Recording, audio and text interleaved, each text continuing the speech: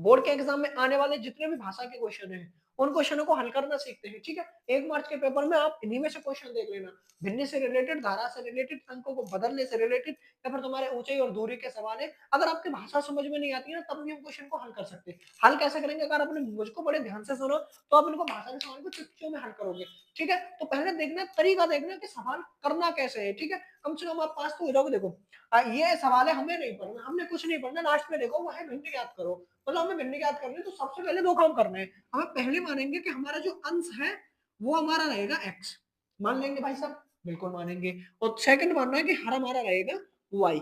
यहाँ तक कोई समस्या नहीं, भिन्न वाला सवाल है तो हमें अंश और हर दोनों मानने ही मानने, मान लेंगे। ठीक है, अच्छा अंश और हर से तुम्हारी भिन्न कौन सी बन जाएगी, हमारी जो मेन भिन्न है, मूल भिन्न बनेगी वो एक्स अपन वाई बनेगी। ठीक है, जो भिन्न है हमारी, इसका अंश एक्स है और हर वाई है, और भिन्न हमारी एक्स अपन वाई है। अभी हमने क्वेश्चन नहीं पढ़ा ना, हमने अपनी नाम लीला लिख दी। अब हमको क्वेश्चन पढ़ने की जरूरत है। ठीक है, यहां से पढ़ेंगे, यदि किसी भिन्न के अंश व हर दोनों में 2 जोड़ दिए जाए। सुनो भाई साहब, यहाँ क्वेश्चन अनुसार यहाँ लिखेंगे फर्स्ट कंडीशन, फर्स्ट प्रश्नानुसार, प्रश्नानुसार। देखो बच्चों बोला क्या, पहले सुनो। यदि किसी भिन्न के अंश व हर, अंश और हर दोनों में 2 जोड़ दिया जाए, मतलब अंश में भी 2 जोड़ना है, हर में भी 2 जोड़ना है। कहने का मतलब इस भिन्न को उठाएंगे, हमने उठानी। ठीक है, अंश इसका ये है तो इसमें 2 जोड़ दिए, हर इसका ये है 2 जोड़ दिए। ठीक है, यहाँ तक बात हो तो वह 9/11 हो जाए। कहने का मतलब ये कितनी हो जाएगी, 9/11 हो जाएगी। ठीक है, आधी बात तो इसकी खत्म कर दे। ठीक है, अंश और हर में जितना जोड़ने बोल दिए। ठीक है, कई क्वेश्चन करेंगे, सब समझ में आ जाएगा, पर तरीका देना करना कैसे।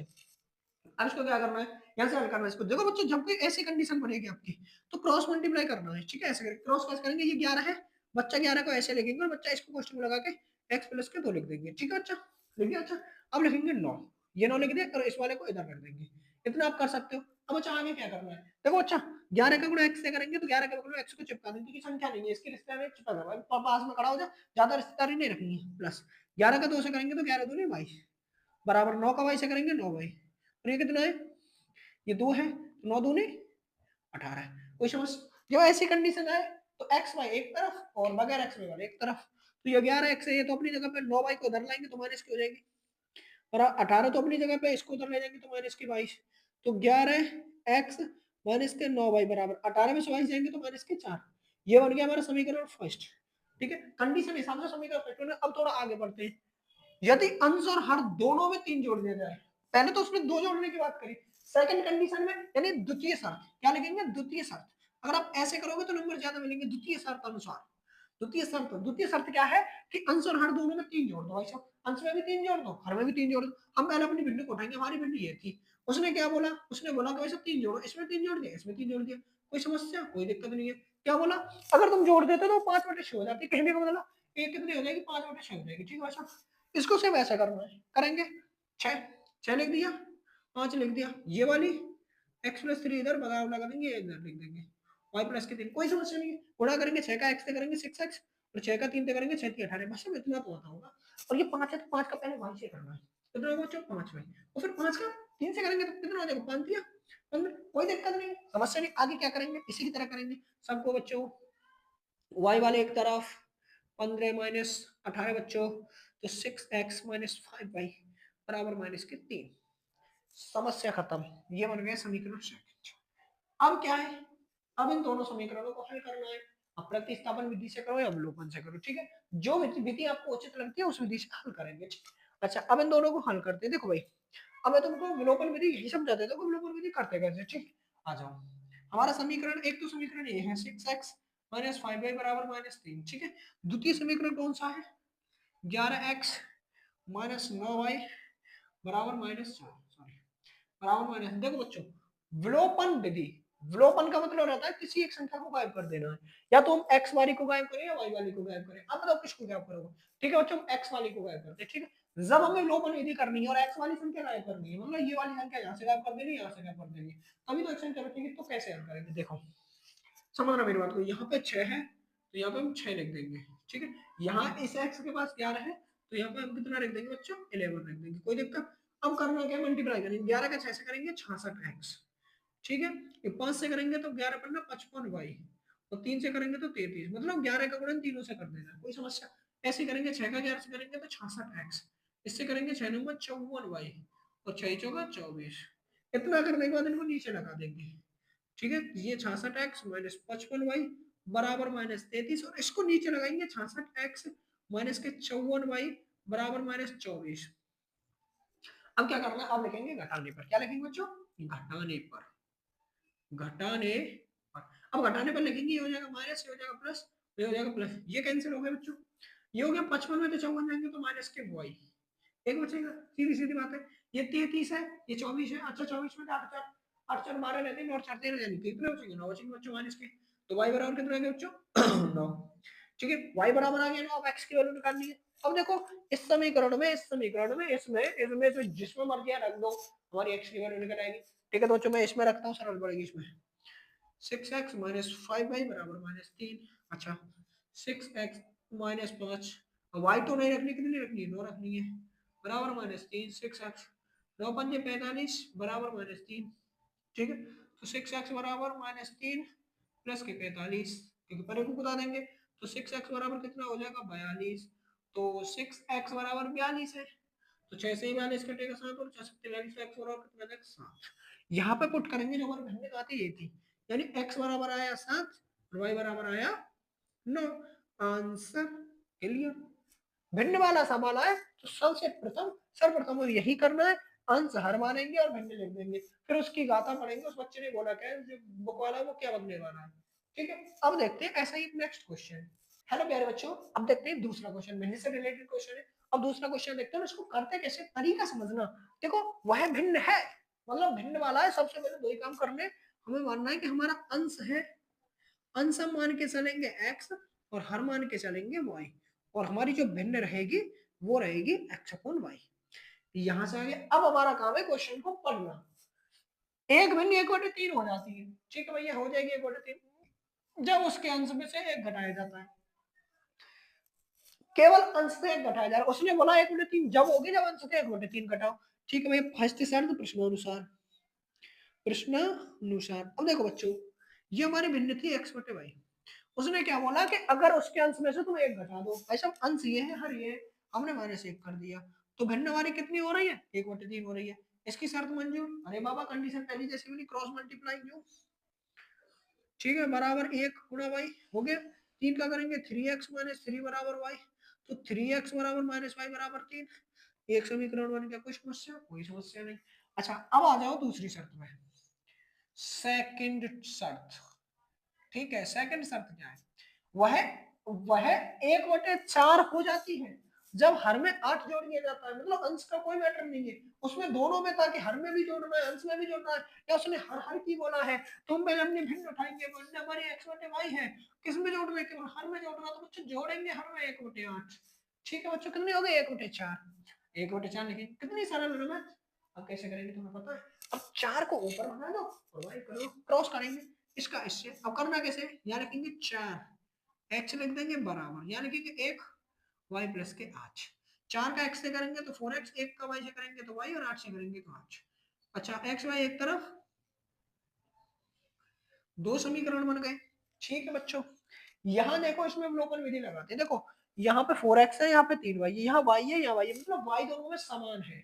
हमको गुणा कम करना पड़ता है जब दोनों में समान ना हो, तो इसको डायरेक्ट अवलोकन करेंगे है ना, हल करने पर, समीकरण हल करने पर। समीकरण हल करने पर जब समीकरण हल करेंगे 4x माइनस वाई बराबर 8, ये समीकरण लिखेंगे 3x माइनस वाई बराबर 3। घटाने पे क्या लिखेंगे बच्चों?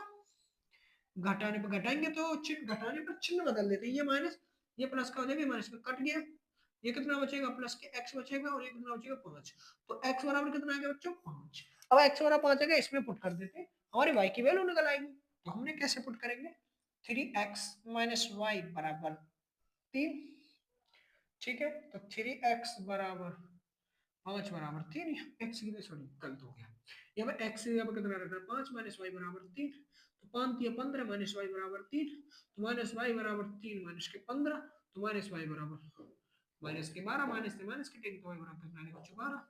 ठीक है बच्चों, y बराबर 12 और x बराबर 5 यहाँ रखेंगे, x बराबर 5 और y बराबर 12, भिन्न हमारी आंसर आ गई 5/12।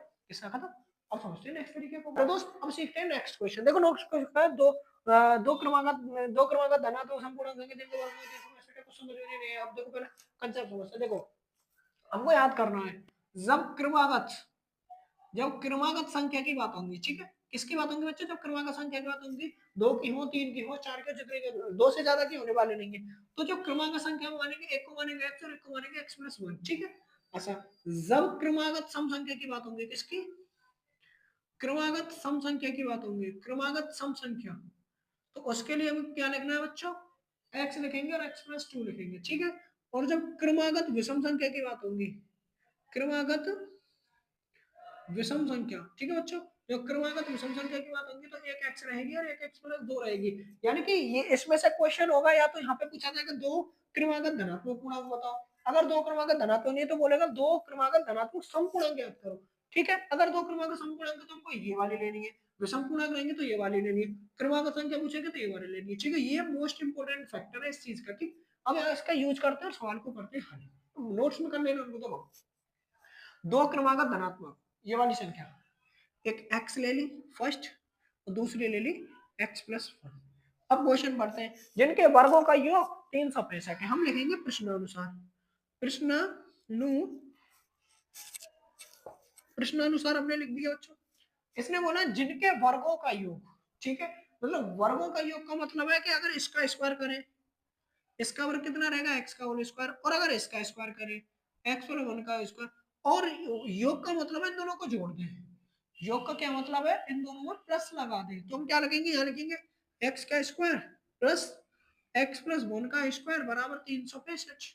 अब क्या करना है, इसको हल कर देंगे। हल कैसे करेंगे, देखो ये तो एक्स स्क्वायर की एक्स स्क्वायर रहेगी, इसको कैसे करना है, देखो ए प्लस बी वाला होल स्क्वायर में खोलेंगे, पहले एक्स का स्क्वायर करते हैं, ठीक है, प्लस वन का स्क्वायर करते हैं, खोपड़ी में से दो उतारेंगे, फिर इसको लिखेंगे, तो इसको लिखेंगे तो बराबर 365 पर कर देंगे, ठीक है बच्चों, कोई दिक्कत नहीं। अब आगे क्या करना है, ये रहेगा एक्स स्क्वायर, ये भी एक्स स्क्वायर, एक एक एक, ये हो जाएगा दो एक्स बराबर 365।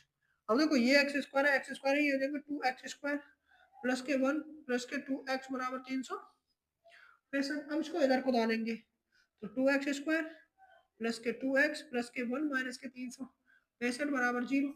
अब वन में से इसको घटाएंगे, टू एक्स स्क्वायर प्लस के टू एक्स और माइनस के 364 बराबर जीरो। अब इसमें देखो दो का डिवाइड देंगे, एक्स स्क्वायर प्लस के एक्स और माइनस के 182 बराबर जीरो, ठीक है। अब इसके करने हैं फैक्टर, और मैं उम्मीद करता हूँ फैक्टर आपसे आते होंगे क्योंकि हमने एक साल मैथ पढ़ी है।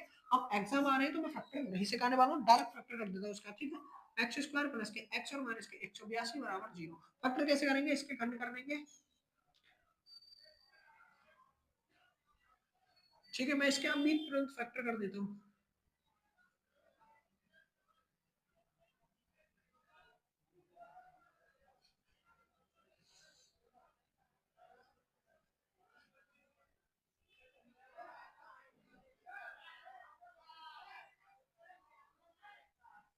इसके हो गए फैक्टर, एक हो गया 13, एक हो गया 14, तो हमें इनमें से माइनस वाली संख्या नहीं लेनी, हमको लेनी है प्लस वाली। हमारी दो संख्या कौन सी थी, एक एक्स थी और एक एक्स प्लस वन थी। फर्स्ट संख्या एक्स थी और सेकंड संख्या एक्स प्लस वन थी, तो एक तो आ जाएगी 13, एक आ जाएगी 13 प्लस के वन बराबर 14। हमारी दो संख्या ज्ञात हो गई, 13 ज्ञात हो गई और एक 14 ज्ञात हो गई, ठीक है। अब समझते हैं ऐसा ही क्वेश्चन, नेक्स्ट क्वेश्चन, ठीक है। देखो बच्चों ये नेक्स्ट क्वेश्चन है, ये भी ऐसा ही है। देखो यहाँ क्या है कि ऐसे दो क्रमांक विषम धनात्मक पूर्णांक, अब यहाँ इसने बोला है विषम धनात्मक पूर्णांक, हमारे विषम धनात्मक पूर्णांक कौन से, ये वाले, तो हम इनको लेंगे, एक फर्स्ट फर्स्ट ले लेंगे हम एक्स और सेकंड लेंगे हम एक्स प्लस दो, ले लिया। इसने बोला जिनके वर्गों का योग, कहने का मतलब इन दोनों का स्क्वायर करना है, वर्गों का योग का मतलब वर्ग करना है और जोड़ देना है। प्रश्न अनुसार लिखेंगे, प्रश्न अनुसार ये लेंगे एक्स का स्क्वायर और इसे लेंगे एक्स प्लस टू का स्क्वायर, दोनों का स्क्वायर किया, जोड़ के बराबर कितना 290। क्या करना है, इसकी कैलकुलेशन हल कर लेनी है। इसको बोलेंगे एक्स स्क्वायर, इसको बोलेंगे इसका स्क्वायर करेंगे, ठीक है। फिर इस दो का स्क्वायर करेंगे, इस खोपड़ी वाले दो को उतारेंगे, फिर एक्स को लेंगे और फिर दो को लेंगे, बराबर कर देंगे 290, ठीक है बच्चों। अब क्या करना है, ये रहेगा एक्स स्क्वायर, ये हो जाएगा एक्स स्क्वायर, दो दूनी चार, दो दूनी फोर एक्स बराबर के 290। ये एक्स और एक्स हो जाएगा टू एक्स स्क्वायर प्लस के फोर एक्स प्लस के फोर, इसको उधर ले लेंगे 290 बराबर जीरो। ये हो जाएगा टू एक्स स्क्वायर प्लस के फोर एक्स और ये माइनस 290 में से अगर चार जाएंगे तो कितने बचेंगे, 286 बराबर जीरो। अब दो कॉमन ले लेंगे, एक्स स्क्वायर प्लस के दो एक्स प्लस के 143 बराबर एक्स स्क्वायर प्लस के 13 एक्स माइनस के 11 एक्स और माइनस के 143 बराबर जीरो, ठीक है। एक्स कॉमन लेंगे तो एक्स प्लस के 13 माइनस के 11 तो एक्स प्लस के 13, x माइनस 11 और x प्लस 13। अब देखो जब x प्लस 11 बराबर 0, सॉरी x माइनस 11 बराबर 0 तो x बराबर 11 और x प्लस 13 बराबर 0 तो x बराबर माइनस 13। मैंने बोला था कि माइनस की संख्या इन चीजों में माइनस की संख्या को नेगलेक्ट कर देते हैं, यानी माइनस की संख्या ले लेते हैं, इसको लाएंगे। तो एक तो होगी हमारी 11 और एक हो जाएगी 11 प्लस के 2 बराबर 13, तो दो विषम संख्या ज्ञात हो गई। ठीक है, अब हम सीखते हैं थोड़ा नेक्स्ट क्वेश्चन। ठीक है, अब देखते हैं आयु वाला क्वेश्चन कैसे करते हैं। ठीक है, तो देखना मेरा तरीका देखना करते कैसे, इसमें वैसा क्वेश्चन को पढ़ना पड़ेगा। ठीक है, और मैं क्वेश्चन पढ़ो मत पढ़ो इतना नहीं पढ़ना, पढ़ना तो सब में पढ़ता है, इसमें थोड़ा डिटेल से पढ़ना पड़ेगा। देखो सबसे पहले यहाँ दोनों क्या है बताने, एक पुत्र है एक पिता है, तो यहाँ पे मानेंगे पिता की आयु, पुत्र की मानो पहले, पुत्र की आयु x और पिता की आयु y, ये वर्तमान आयु है। ठीक है, अब प्रश्नानुसार करेंगे, क्या करेंगे बच्चों, प्रश्नानुसार। देखो कितना सरल है, पिता की उम्र पुत्र की उम्र की 7 गुनी है, जो पिता की उम्र है वो पुत्र की उम्र की 7 गुनी है। मतलब पुत्र की उम्र ये है, पिता की उम्र ये है, ये अगर हम इसकी 7 गुनी कर दें तो इसकी ये ऐसे करके है गुनी है। 2 वर्ष पहले, जब वर्ष पहले आएगा, क्या आएगा, वर्ष पहले, ध्यान रखना वर्ष पहले आएगा तो माइनस करना है, जितने और वर्ष बाद आएगा तो प्लस करना है। ठीक है, ध्यान रखो। अब उसने बोला 2 वर्ष पहले, क्या बोला, दो 2 वर्ष पहले, जब 2 वर्ष पहले आएगा तो इन दोनों में से दो दो माइनस करना है, जैसे हमने प्रतिकूल अनुकूल नहीं किया था, किन में माइनस लगा, तो इन दोनों में दो दो माइनस करना है। यानी पुत्र की आयु कितनी रहेगी, x माइनस के 2, और पिता की आयु कितनी रहेगी, y माइनस के 2। ठीक, अच्छा जब हम 2 वर्ष पहले पिता की उम्र, जो पिता की उम्र है ना वो पुत्र की उम्र की 13 गुनी थी। कहने का मतलब है पुत्र की उम्र ये है और पिता की उम्र ये है, पुत्र की उम्र की 13 गुनी थी, मतलब इसका 13 गुना। अब इस समीकरण को हल करना है, ये समीकरण कैसे बनेगा, 7x माइनस वाई बराबर 0। ठीक है, इसको यही छोड़ देते हैं, आ जाओ इसको, 13x माइनस 13 दूनी 26 बराबर वाई माइनस के 2, तो ये हो जाएगा 13x माइनस के वाई माइनस के प्लस के 26, तो 13x माइनस वाई बराबर 24। ठीक है बच्चों, यहाँ दे रखा y बराबर 7, इसमें y बराबर 7 पुट कर देंगे, y बराबर 13x माइनस के 7x बराबर 24, तो यहाँ से 13 में से 7 गए तो क्या बचेंगे 6x बराबर 24, तो ये कटेगा तो x बराबर कितना आ जाएगा 4। जो x बराबर आ गया 4, तो x बराबर 4 कहाँ पे रखेंगे, यहाँ पे। ठीक, ये दे रखा है y बराबर 7x, तो y बराबर 7 गुणा 4, तो y बराबर कितना होगा 7 चौके 28, यानी जब बाप की आयु थी वो 28 थी और पिता की उम्र कितनी थी 4 थी। समझ में आ गया। अच्छा आयु वाले सवाल ऐसे ही करने। ठीक है, अब अगली क्लास में देखेंगे नेक्स्ट क्वेश्चन।